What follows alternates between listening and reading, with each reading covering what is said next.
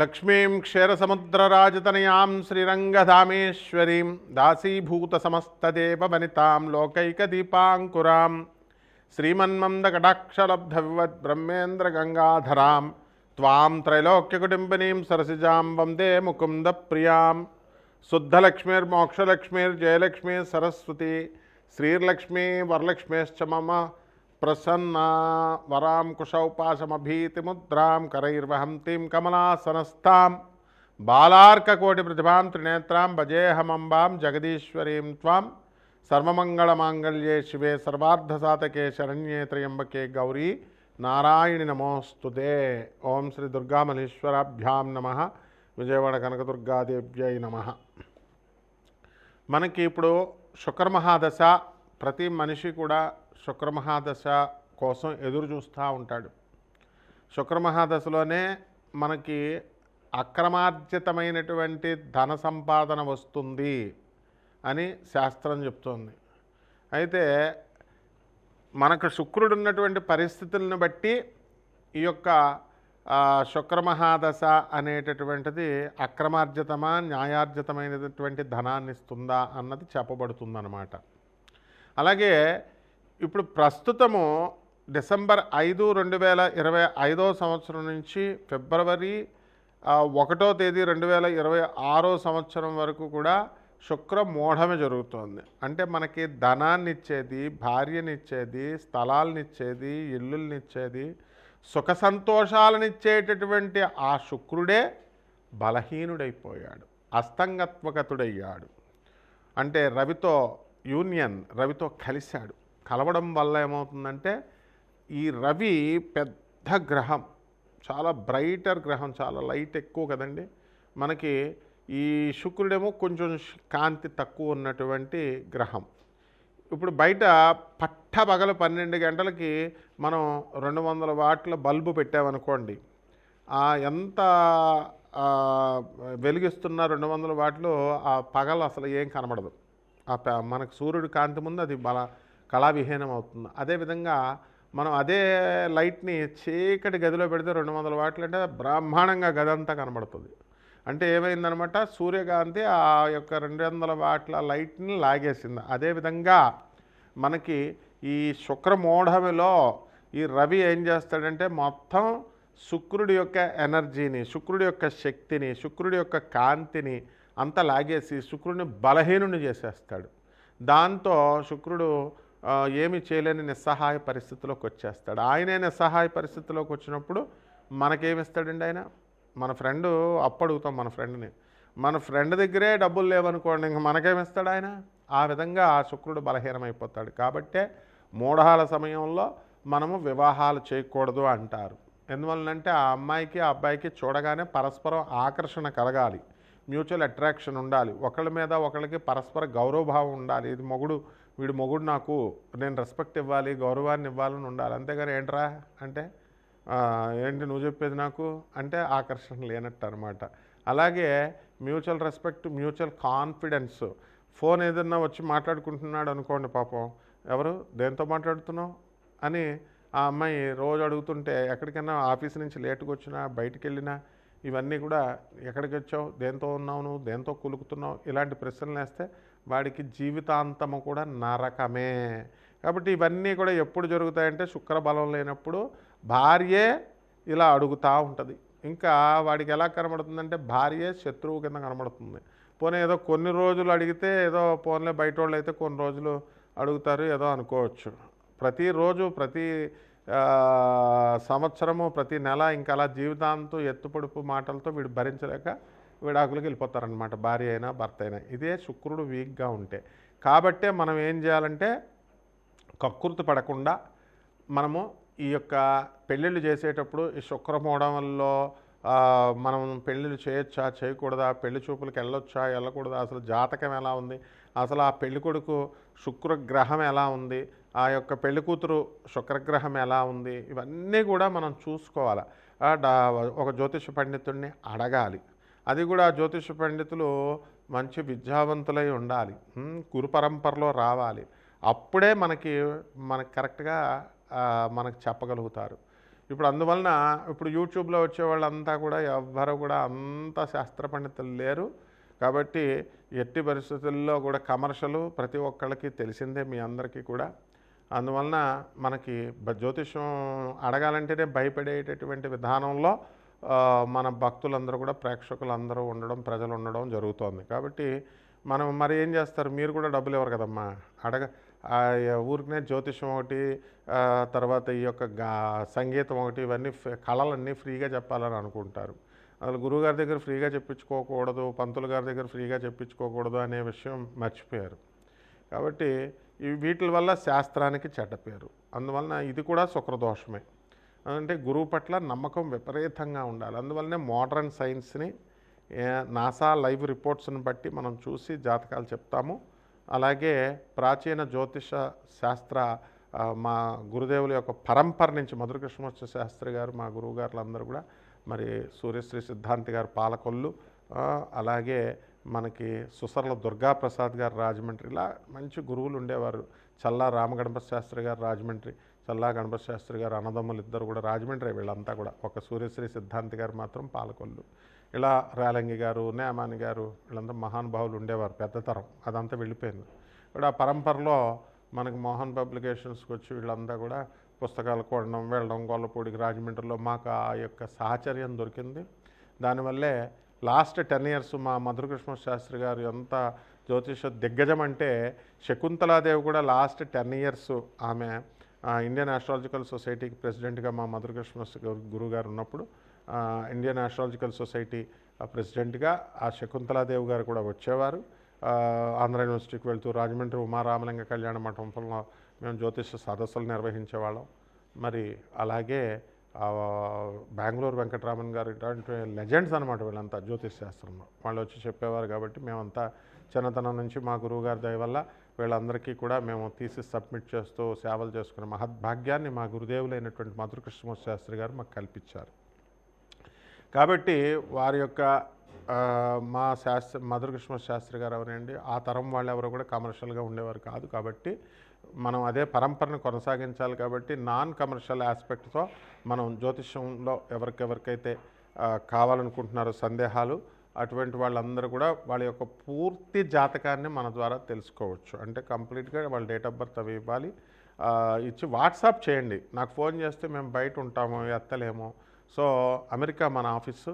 డబ్బుల కోసం ఏం భయపడద్దు, డబ్బులు కాదు. మనకు కావాల్సింది ఏంటంటే జగద్గురువులైనటువంటి స్వామి వివేకానంద, రామకృష్ణ పరమహంస, ప్రభాత్ రంజన్ సర్కార్, ఆనందమూర్తి గారు, రమణ మహర్షి, ఇటువంటి మహర్షుల దగ్గరికి మిమ్మల్ని నేను ఒక పోస్ట్ మ్యాన్ లాగా మిమ్మల్ని డ్రైవ్ చేస్తూ తీసుకెళ్ళడమే మేము జ్యోతిష్యం చెప్పడంలో ఉద్దేశం. కాబట్టి నేను ఒక ప్రొఫెసర్గా మరి ఈ యొక్క ఆనంద మార్గాకి ఆశ్రమానికి 200 దేశాల్లో మా యొక్క బ్రాంచీలు ఉన్నాయి. 300 బ్రాంచీలు ఇండియాలో ఉన్నాయి. అనాథ పిల్లల్ని మేము పోషిస్తాము. అలాగే స్కూల్లో చాలా తక్కువ ఖర్చుతో మేము మా స్వామీజీలందరూ కూడా 10,000 మంది స్వామీజీలు అందరూ కూడా చూసుకోండి. ఆనంద మార్గ ఆశ్రమం అని గూగుల్ చేయండి, యూట్యూబ్లో చూడండి, అన్నీ ఉంటాయి. అంత ఇంటర్నేషనల్ సొసైటీ అది. కాబట్టి మీరంతా కూడా కక్కుర్తి పడద్దు ఈ శుక్రగ్రహం గురించి తెలుసుకోవడానికి. ఆ శుక్రగ్రహం యొక్క ఫలితాల గురించి, మీకు ఇచ్చేటటువంటి ప్రతికూల ఫలితాల, ఇవన్నీ కూడా మనం తెలుసుకుందాం. కాబట్టి మన ఛానల్కి చక్కగా సబ్స్క్రైబ్ చేయండి, లైక్ చేసుకోండి. మరి చక్కగా మీరందరూ కూడా మరి మౌర్య, మరి దత్తు, ఇలాగా మా వేణు, వీళ్ళంతా కూడా ఏదో వాళ్ళ తోచిన రీతిలో మీకు సేవలు చేస్తున్నారు. కాబట్టి ఉపయోగించుకోండి. మిగతా జ్యోతిష్కుల సంగతి నాకు తెలియదు, కానీ మనమైతే నాన్ కమర్షియల్ కాబట్టి జాగ్రత్తగా చూసుకోండి. ఇక శుక్రగ్రహం ఏ విధంగా 12 రాశుల వారికి, ఈ ద్వాదశ రాశుల వారికి అందరికీ కూడా ఏ రాశుల వారికి ఎలా చేస్తుంది అన్నది విడివిడిగా మనం ఒక్కొక్క రాశిని మనం చూసి తెలుసుకుందాం. మిథున రాశి. ఈ మిథున రాశి వారికి అందరికీ కూడా మనకి ఏమవుతుందంటే, ఈ యొక్క గురువు జన్మంలో ఉన్నాడండి. మనకి శుక్ర మహాదశ కదా మనకు కావాలి. అసలు శుక్రుడు చక్కగా సప్తమ స్థితిగతుడయ్యి మనకి జనవరి 14 వరకు కూడా ఉన్నాడు. అందువలన చక్కటి ఈ యొక్క అదృష్టం కలిసి రాబోతుంది మిథున రాశి వారికి. పోన్లేండి, మీరు మిథున రాశి వాళ్ళు స్వార్థంగా కొంతమంది ఉంటే ఉండనియండి, గురువులకే పంగనామాలు పెడితే పెట్టనియండి, పోయిందే ఉంది. అందువలన మీరు మంచిగా ఉండాలని ఎప్పుడు కూడా గురువు కోరుకుంటాడు. అది గురువు జన్మంలో ఉన్నటువంటి ఫలితం అన్నమాట. అయితే ఈ రాశి వారికి అందరికీ కూడా ఉద్యోగాల దగ్గరికి వచ్చేసరికి భద్రత ఉందండి. ఎవరికైతే ఉద్యోగాలు పాపం ఫారిన్లో వాళ్ళకి చాలా ఎక్కువ ఇబ్బందులు, అంతా కూడా వీసాలు రావడము, ఆ వీసాలు పెద్ద తలపోటు రూల్స్ మారుతూ ఉంటాయి. సో ఇటువంటి చికాకులు ఏవైతే ఉన్నాయో అటువంటి వాళ్ళందరికీ కూడా ఫారెన్లో ఉద్యోగాలు వచ్చేస్తే ఉండనిస్తాడు ట్రంప్. కాబట్టి వాళ్ళందరికి కూడా రావడం అనేటటువంటివి జరుగుతాయి. ఇకపోతే మనము ఈ ఇండియాలో ఉన్నటువంటి వాళ్ళకి ఆదాయాలు బాగా పెరగడానికి అధికంగా అవకాశాలు ఉన్నాయి. మరి ప్రేమ వ్యవహారాలు అనేటటువంటివి చాలా కీలకమైనటువంటివండి. అందువలన పార్థులాగా అయిపోవాలన్నమాట అందరూ కూడా. ప్రేమ ప్రేమ ప్రేమ, పార్థు పార్థు పార్థు. అర్జునుడు ఏ విధంగా అయితే అన్ని పనులు సాధించుకుని మరి ప్రేమలో సక్సెస్ అయ్యాడో, జగదేక వీరుడయ్యాడో, ఆ విధంగా మీరందరూ కూడా అర్జునులాగా పార్థులాగా అయిపోవడానికి మిథున రాశి వాళ్ళకి ఎక్కువ అవకాశాలు ఉన్నాయి. కాబట్టి ఈ రైతులు ఎవరైతే మనం తీసుకుంటామో రైతులందరూ కూడా బ్రహ్మాండమైనటువంటి పంట పండిస్తారు. రైతులు పాపం వీళ్ళు లోన్లు తీసుకొని చేసినటువంటి వాళ్ళు వీళ్ళు లోన్లు కూడా తీర్చేయగలుగుతారమ్మా. కమర్షియల్ క్రాప్స్ వేసుకోండి, టమాటాలు ఇలాంటివి వేయండి. టమాటాలు, వేరుశనగ పప్పులు ఇవన్నీ బయట ఫారిన్ ఎక్స్పోర్ట్స్ ఇంపోర్ట్స్ బిజినెస్లోకి వెళ్ళిపోండి. రైతులు కూడా వాళ్ళ పిల్లల్ని ఎంతో కష్టపడి చదివించారు. మరి రైతుల పిల్లలు కూడా ఐఏఎస్లు అవ్వడానికి ఇప్పుడు అవకాశాలు ఉన్నాయి. క్యాంపస్ ఇంటర్వ్యూల్లో కూడా సెలక్షన్స్ రైతుల పిల్లలే బ్రహ్మాండంగా సాధిస్తారు. ఇకపోతే బ్రాహ్మణ వృత్తిలోనే ఉండక్కర్లేదు. బ్రాహ్మణ శుక్ర మూఢం కాబట్టి 2/1/2026 సంవత్సరం వరకు కాస్త డల్గా ఉన్న తర్వాత బ్రాహ్మణ పిల్లలందరూ కూడా తమ సొంత ప్రతిభతో ఐఏఎస్లు, తర్వాత ఈ సెలక్షన్స్లో క్యాంపస్ ఇంటర్వ్యూల్లో సెలెక్ట్ అవడానికి అవకాశాలు ఉన్నాయి. ఇదే శుక్రమహాదశ యొక్క గొప్పతనం. అందువలన ఈ యొక్క శుక్రమహాదశలో కోల్డ్ స్టోరేజ్ వ్యాపారాలు తర్వాత ఇవన్నీ ఉన్నాయి. శుక్రమహాదశలో బాగా మందు అలవాటు ఉన్న వాళ్ళు ఉంటారండి. పాపం వాళ్ళు మందు మానేయమని చెప్పేసి భార్యలు చెప్తూ ఉంటారు, స్నేహితులు చెప్తూ ఉంటారు, బంధువులు చెప్తూ ఉంటారు. అయినా సరే మానలేము, మందు మంచిగా ఉంటుందని చెప్పేసి. కాబట్టి ఇటువంటి వాళ్ళందరూ కూడా కనీసం ఒక చిన్న చిట్కా చెప్తాము. ఆ మందు తాగేటటువంటి వాళ్ళు ఎలాగో రోజు తాగుతున్నారు కదా, శుక్రాచార్యాయ నమః అంటే శుక్రుడికి సమర్పించండి, ఏమీ పర్వాలేదు. శుక్రుడు ఫుల్ మందుగా తాగుతాడు శుక్రాచార్యులు వారు. కాబట్టి శుక్రాచార్యాయ నమః అంటూ పితృదేవతలకు చాలామంది ఇలా వేస్తూ ఉంటారు కదా, శుక్రుడికి సమర్పించండి. వెంటనే మీకు రాజయోగం రావడానికి అవకాశాలు ఉన్నాయి. ఏంట్రా బాబు పంతులు గారు ఎలా చెప్తున్నారని అనుకోవద్దు, ఉన్నది చెప్తున్నాం. ఎందుకంటే మందు మానమంటే ఎలాగో మీరు మానరు, ఇది కలియుగం. తాగేసేయండి, ఫుల్గా తాగేవాళ్ళు తాగేసేయండి. కానీ ఆ శుక్రాచార్యాయ నమః అంటూ వెండి శుక్ర మహాదశలో మీరు మంచిగా రాణించడానికి అవకాశాలు ఉంటాయి. అలాగే ఈ యొక్క స్త్రీలు మరి వేరే చోట్ల ఉద్యోగాలు చేస్తున్నారు, ఇల్లులు వేరే చోట ఉన్నాయి, ఏమంటే మనం చాలా శ్రమ పడుతున్నామండి అనుకునేటటువంటి వాళ్ళకి కొంచెం ట్రాన్స్ఫర్లు మీకు దగ్గరగా రావడానికి అవకాశాలు ఉన్నాయి. శుక్రుడు మీకు కరుణిస్తున్నాడు అనమాట. ఫిబ్రవరి 2 వరకు ఏ రాశి వాళ్ళు కూడా మాట్లాడడానికి లేదు, మాట్లాడితే తోలు తీసేస్తాడు శుక్రాచార్యుడు. కాబట్టి ఆడవాళ్ళతో చాలా జాగ్రత్తగా ఉండాలా. భార్యల మాటలు వాళ్ళు ఏం చేసుకుంటే దూది పెట్టేసుకోండి చెవిలో, ఏమి వాళ్ళు కొనుక్కుంటున్నా మీరేమీ గొడవలు పెట్టుకోవద్దు. మరి ఈ విధంగా భార్యాభర్తల మధ్య కాస్త అసంతృప్తి అనేటటువంటిది ఉంటుంది. ఎత్తిపొడుపు మాటలు మాట్లాడతారండి. కేవలం తల్లైనా చెల్లైనా ఎవరైనా ఆడొచ్చు, భార్య కాదు. మరి ఆ గొడవలు పెట్టుకోవద్దు మిథున రాశి వారికి. కాబట్టి ఇళ్ళు కొంటారు, స్థలాలు కొంటారు, ఇవన్నీ కామన్, ఇవన్నీ కూడా. అలాగే మీ యొక్క వివాహాలు దగ్గరికి వచ్చేసరికి శుక్రమూఢంలో కూడా చాలామంది ముహూర్తాలు పెట్టుకున్నటువంటి వాళ్ళు ఉన్నారు. ఇప్పుడు వీళ్ళ పిల్లలకి శుక్రమూఢం వెళ్ళిన తర్వాత మే నెలలో వివాహాలు అవడానికి అవకాశాలు ఉన్నాయి. కాబట్టి ఈ యొక్క పాల పరిశ్రమ, పాడి రైతులు ముఖ్యం మనకి. పాడి పరిశ్రమ చేసే వాళ్ళకి మంచిగా కలిసి వస్తుంది. అలాగే వ్యవసాయం చేసేటటువంటి వాళ్ళకి నర్సరీలు, ఈ బిజినెస్లు అన్నీ కూడా చిన్న చితక ఉద్యోగాల దగ్గర నుంచి పెద్ద ఉద్యోగాలు చేసేటటువంటి వాళ్ళందరికీ కూడా ఈ యొక్క ప్రైవేట్ రంగంలో ఉన్నటువంటి వాళ్ళకి ప్రమోషన్స్ రావడానికి అవకాశాలు ఉన్నాయి. విదేశాల పిచ్చి ఎక్కువైపోయింది, అందరూ డబ్బు వెనకాల పరిగెడుతున్నారు. కాబట్టి విదేశాలకు వెళ్ళేటటువంటి వాళ్ళందరూ కూడా విదేశాలకు వెళ్ళండి. అండ్ తల్లిదండ్రులకు ఒక సూచన ఏంటంటే విదేశాలకు ఎక్కువ ఎంకరేజ్ చేయకండి. ఎందుకంటే మీ కాలు చేయి వంగిపోయినప్పుడు వాళ్ళు రాలేరనమాట. హార్ట్ అటాక్లు వచ్చినా ఇవి వచ్చినా మీకు వాళ్ళు రారు. తర్వాత మీరేమో పిల్లలు డెవలప్ అవ్వాలని విదేశాల్లో మీరు డబ్బులు కట్టేసి పంపిస్తూ ఉంటారు. ఇక్కడ మీకు పోటీ ఇమ్మనండి భారతదేశంలో. ఇచ్చి సీట్లు తెచ్చుకోవాలి, ఇక్కడే సెటిల్ అవ్వాలి. ఆ విధంగా ఆ దిశగా మీరు వెళ్ళండి. ఎందుకంటే చాలామంది విదేశాలకు పంపించినటువంటి వాళ్ళు పాపం హార్ట్ అటాక్లు వచ్చినా, తండ్రి చనిపోయినా కూడా రాలేని పరిస్థితులు. బిల్లులు 3 సంవత్సరాలకు ఒకసారి కన్న తల్లిదండ్రులను చూడడానికి 3 సంవత్సరాల వరకు కానీ రాలేనటువంటి వాళ్ళు వందల మంది ఉన్నారు. కాబట్టి ఇవన్నీ ప్రాక్టికల్గా ఆలోచించండి. ఇక పరిహారాల దగ్గరికి వచ్చేసరికి ఈ యొక్క మనకి తారా అమ్మవారు కావాలండి. గురుబలం లేదు అసలు వీళ్ళకి. తారా అమ్మవారి యొక్క హోమాన్ని మీ ఇళ్లలో జరిపించుకోండి. తారా అమ్మవారి యొక్క మంత్రజపం చేయండి. అలాగే జీడిపప్పు కర్రీ చేసి చక్కగా తారా అమ్మవారికి నైవేద్యం పెట్టండి.